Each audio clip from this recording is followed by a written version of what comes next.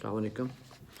تاریخ کو تمام علوم کی ماں سمجھا جاتا ہے۔ اس کی وجہ یہ ہے کہ تمام علوم کی ایک تاریخ ہے، اور وہ تاریخ جو ہے تمام علوم کی ہے، دنیا کی کسی بھی چیز کی تاریخ، علوم جتنے بھی ہیں ان سب کی تاریخ جو ہے وہ سبجیکٹ تاریخ، ہسٹری کے سبجیکٹ میں شامل ہے۔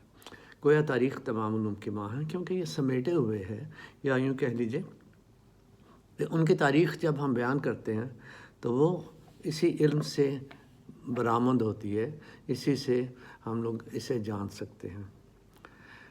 تو تاریخ پڑھنا بہت ضروری ہے ہر کسی کے لیے، حقائق کو جاننے کے لیے، کیونکہ محض گزرتے لمحے جو ہیں، یعنی پریزنٹ ہے ہمارا، محض وہی علم نہیں ہے، محض وہی دنیا نہیں ہے۔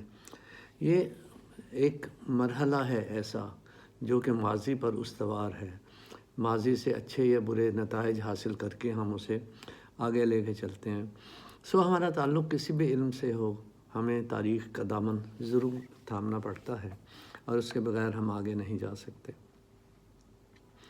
تاریخ کی تاریخ بھی ایک طویل مرحلہ ہے، بہت کچھ ہے، لیکن ہم اسے ابھی تھوڑا سا ایک کتاب کے تعارف پر محدود کرتے ہیں، اور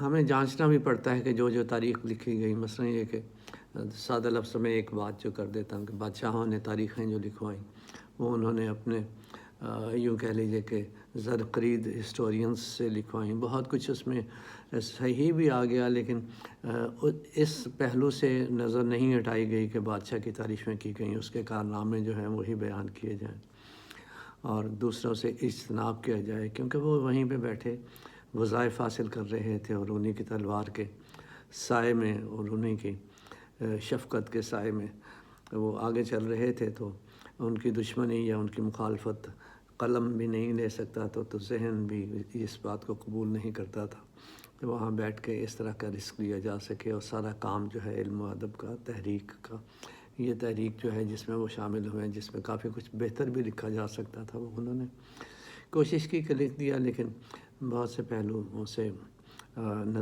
پہلو نظر انداز بھی کرنے پڑے۔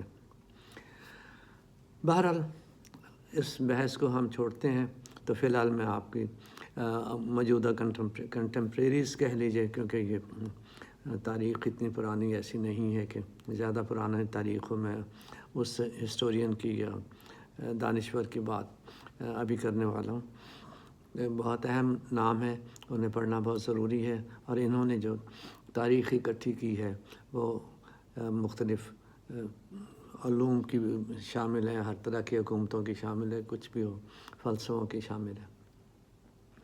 وہ کافی حد تک اسے مستند سمجھا جاتا ہے، اور اب وہ کسی خوف میں نہیں ہے، اور اس لیے بہت سی باتیں انہوں نے بلکہ زیادہ تر باتیں تاریخ کی انہوں نے بہت غیر جانبدار ہو کے کی ہیں۔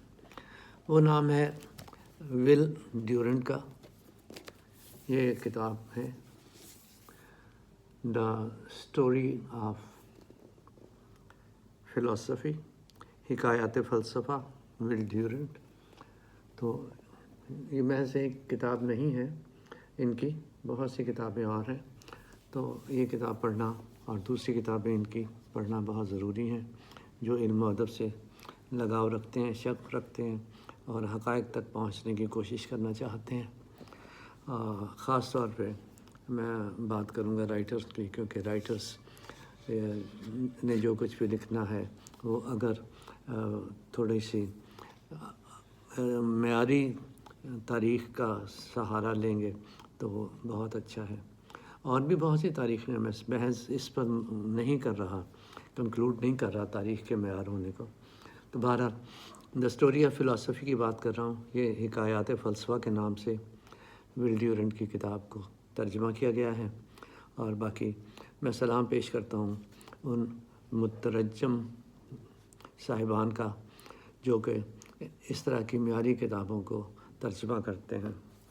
تو یہ کتاب جو ہے یہ مولوی احسان اللہ صاحب نے ترجمہ کی ہے، اور بہت اچھا ترجمہ ہے۔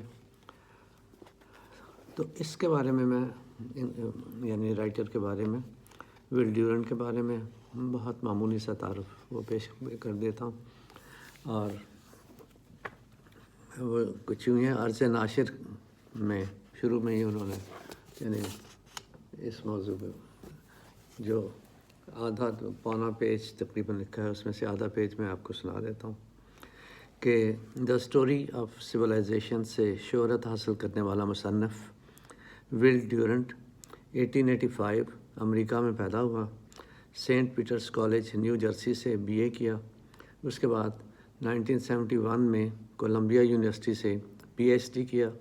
اس کے بعد اس نے اپنی زندگی کو پڑھنے پڑھانے اور تصنیفی کام کے لیے وقف کر دیا۔ اس کے قلم سے ایسی ایسی کتابیں لکھی گئیں کہ آنے والے وقتوں میں اس کی کتابوں کو سند مانا جانے لگا۔ آج بھی فلسفی ول ڈیورنٹ کے بغیر ادھوری ہے۔ اس کی دوسری کتاب دا اسٹوری آف فلسفی نے تو دنیا میں دھوم مچا دی، اور دنیا کی تقریباً تمام بڑی زبانوں میں اس کا ترجمہ ہوا۔ آج بھی اس کتاب کی اہمیت کم نہ ہوئی۔ یوں تو ول ڈیورنٹ کی تمام ہی کتابیں مقبول ہیں، لیکن جو شہرت اس کتاب یعنی دا اسٹوری آف سویلائزیشن کو حاصل ہوئی وہ اپنی جگہ آپ ہے۔ تو اس طرح سے یہ کتاب ہمارے سامنے بڑے اچھے انداز میں سے چھاپا بھی گیا ہے، اور اس کا ترجمہ بھی اچھا ہے۔ تو پڑھنے کے لیے پڑھنے پڑھانے کے لیے کافی کچھ ہے اس میں، حقائق کو سمجھنے کے لیے، فلسفے کو سمجھنے کے لیے۔ یہ آج ہماری تہذیب و تمدن جس مقام پر ہے، اس میں سابقہ تاریخ کے پرانے اور جدید فلسفوں کا کیا عمل دخل ہے، یہ ہمیں بہت ٹو دا پوائنٹ تاریخ کو بیان کر کے، فلسفوں کو بیان کر کے تو سمجھانے کی اور بتانے کی کوشش کرتے ہیں۔ اس کتاب کو ضرور پڑھیے۔ انگلش والے تو ڈائریکٹ پڑھ سکتے ہیں اس میں، لیکن جو اسے اردو میں پڑھنا چاہیں وہ اس کتاب کی مدد لے سکتے ہیں، جو کہ یقیناً ان کے ذہن کے دریچوں کو واہ کرنے کے لیے بہت ممد و معاون ثابت ہوگی۔ خوش رہیے، دعا میں یاد رکھیے۔ Thank you very much.